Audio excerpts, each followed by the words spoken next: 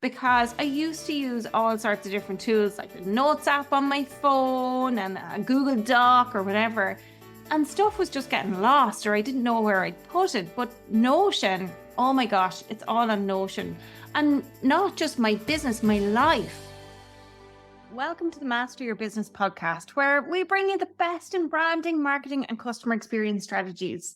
I'm Deirdre Martin, your host. And if you've been asking yourself how to level up your growing business, your marketing, your customer experience, or how to make more of an impact with your brand, this show is for you.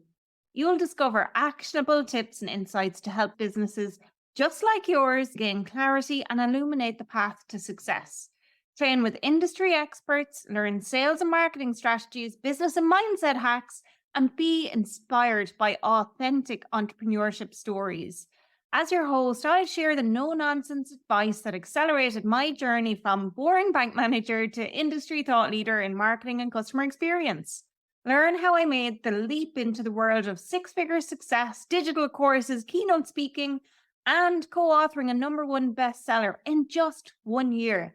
Together with interviews from industry experts, this show ensures you're seen, heard, and hired by your ideal clients. Join our growing community of subscribers and let the Master Your Business podcast empower you to tackle your most significant challenges on your path to business success. Don't miss out. It's your turn to learn from the best and master your dream business. Hey there, Master Your Business listener. This is Deirdre Martin. And if you know me at all, you'll know that I'm a total sucker for good tools. My business couldn't run without them. I'm always looking for ways to become more organized, make my ideas sparkle a little brighter, and basically find ways that will help me grow my business. But I'm equally a sucker for sharing all the family silver with listeners to this show and those in my mastermind, because those in my mastermind, they get the juiciest of details. So today I'm spilling the beans about my personal tech stack. But first, if you enjoyed this show, hit that subscribe button, leave me a nice review, please, and tell your friends. It helps us reach more entrepreneurs just like you. Okay, let's be real. As business owners, we're often spread so thin and we're doing loads of juggling. I don't know about you, but I wouldn't survive without tech that keeps me sane. Now, this episode isn't going to be a fancy tools tutorial. It's literally just what I use daily, every single day, to fuel my business. I'm sharing it here at a high level because maybe some of this stuff is new to you. You haven't heard about it. You don't know that these tools are available. But my reason for sharing this is that maybe this stuff will help you master your business, save you time, or God knows, help with your sanity. Okay, so here's the rundown. For connecting and collaborating, there are two main tools that I use, Zoom and Slack. Now, unless you've lived under a rock for the past number of years, you'll know what Zoom is. And for me, Zoom, it's a lifesaver. It's also a lifeline. I have the paid version, but even the free version is really good. And the bulk of my work is about meeting people, building relationships. So easy virtual chats using Zoom keeps us connected. Plus, it's one of the first stages in my customer journey right now, which is to have a Zoom meeting with someone to see what help they need and if indeed I am the one who can help them. Plus, I use it every week for my team meetings and my mastermind calls. And what I love about it is that they have a handy AI summary to take notes of meetings so that I don't have to focus on trying to write all of the things down and I can be really present and engaged in the meeting. I also use the record option for almost everything. So yeah, it's super handy and the record option is great. I record everything to the cloud and it deletes after a couple of days, but it's handy. Sometimes when I'm doing sessions with clients, I intentionally record them because sometimes they come out with nuggets. And it can be really intense if we're deep into a session. Maybe it's been a long day, but the brain is so in the flow, pure magic can come out. And when the calls are recorded, it's fantastic to go back and capture exactly what was said. Because 2 minutes later, after you've said something amazing, you're like, oh my God, what did I just say? So Zoom recording, I would be lost without it. Next is Slack. Now, if you've not heard of this, it's like an instant messaging platform. It's perfect for quick communication with my team and my mastermind folks. You can create different workspaces for different cohorts of people, and you can create channels within those workspaces, which are themed chats to keep everyone on the same page. For Slack, I use a free version, and the only downside that I've come across with the free version so far is that after 3 months, any of the old chats disappear. That's it. Now, for keeping me organized, I use Notion, Zapier, and my Google Calendar. Notion, if you've not heard of Notion, Notion is a powerhouse. Literally, most things that are in my brain, and I'm like trying to download what's in my brain, it goes to Notion. Because I used to use all sorts of different tools like the Notes app on my phone and a Google Doc or whatever. And stuff was just getting lost, or I didn't know where I'd put it. But Notion, oh my gosh, it's all on Notion. And not just my business, my life. My life stuff is there as well. I actually have a checklist now for if I'm going away on a trip for a couple of days, I've got my checklist for what I need to remember to bring. Seriously, there's like recipes, everything, you name it, I have in my Notion. Now, with the business, I run my CRM through Notion, my content calendar, even project plans that I'm doing, I'll run them through Notion. It's a fantastic tool. My team can have access. And again, there's a free version. I had the free version for about a year, but I switched to the paid version because once my team started to come in, I was uploading files to keep everything in one place. I was uploading files, videos, and stuff like that. And so there are limits with the free version in terms of how big the files can be when you upload them.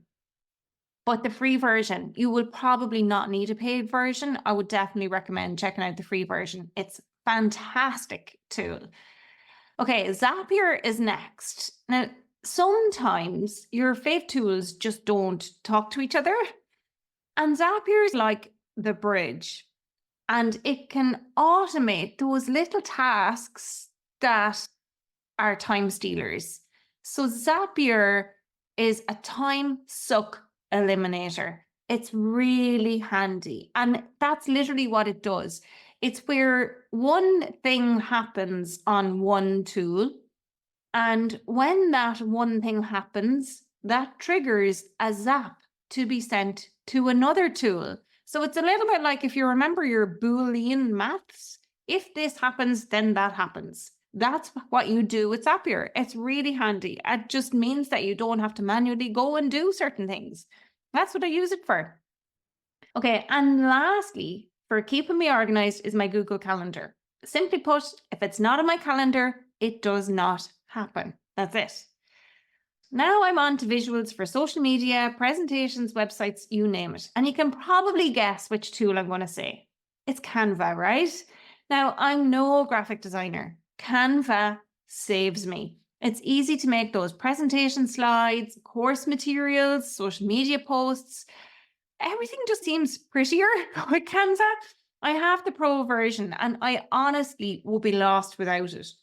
When I create playbooks for clients, I do them in Canva and I can share a link so they can click into the playbook and leave comments and whatnot. This tool has so many uses, functions, and everything. It's amazing and well worth investing in the pro version for next level templates that you just don't get with the free version. Okay, now, if you follow me online, I very much talk about how much words matter. So for words, I use tools like ChatGPT, Google Gemini, Descript, and CoSchedule. ChatGPT is an artificial intelligence that writes language, but it's evolving into so much more of late. And lately I've been using it to help with video ideas and research and analysis because it's got additional chat GPTs that you can plug into it. So Veed is connected to it now. There's Google Scholar, all sorts of stuff like that, which is really pretty cool. So basically, this one's my brainstorming buddy. I no longer do Google searches. Really, I no longer do Google searches. I use ChatGPT or Google Gemini. So Google Gemini was formerly known as Bard, and I use this one all of the time too. It helps me see broader trends or get extra details because look, you can't be an expert in everything, right? And then Descript. Descript helps with my audio and video. Mainly I use this for the podcast. And oh boy, Descript keeps me from screaming. It has this super cool feature where if I really screw up what I'm saying, and it happens quite a lot, I jumble my words or I go completely off topic and I'm like, okay, people are not going to listen to this in the podcast. And so all that we need to do is find the line or sentence or that whole spiel or riff I went off on and literally delete the text.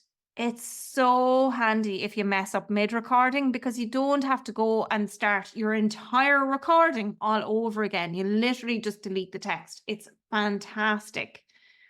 Co-schedule then is the last one for this section in terms of words.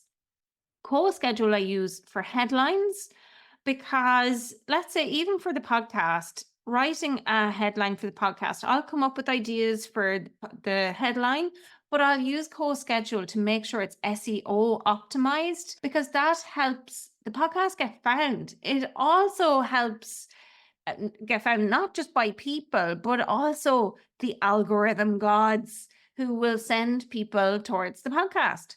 So for blogs, for podcasts, what else does it do? I think it even does social media headlines. I've never used it for that. I have to admit, I use it solely for the podcast and blogs. That's it. Again, really handy tool. So it will tell you how good it is from an SEO perspective, which is why I use it. And then the engine parts that are tools that keep everything running smoothly underneath all of that is Google Workspace. Docs, email, spreadsheets, that old reliable Google Suite stuff still pulls its weight, and I wouldn't want to even try to do without it. Kajabi is a vast tool. It's a website platform.